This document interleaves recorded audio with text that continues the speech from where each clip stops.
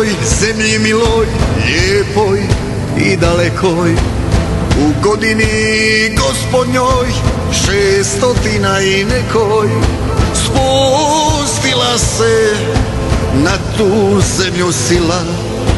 Plava je krv narod predvodila.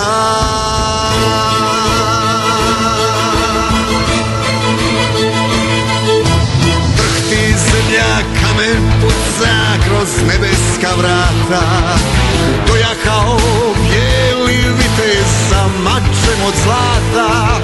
Dajte mi komad zemlje svete, zemlja je i mati i dijete.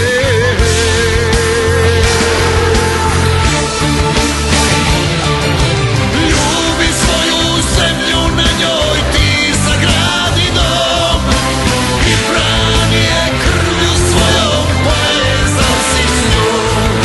Ljubi svoju zemlju, ljubi blagoslovljen Bog i ponosom po njoj hodaj svoj zemaljski put.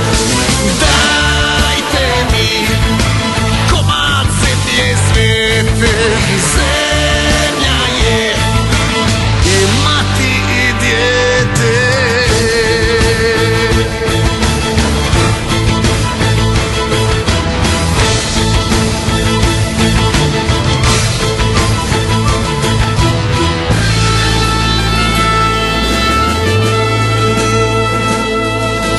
Bijeli vitez krenu na trag kroz nebeska vrata, ostavio lijepu našu bez gladi i rata.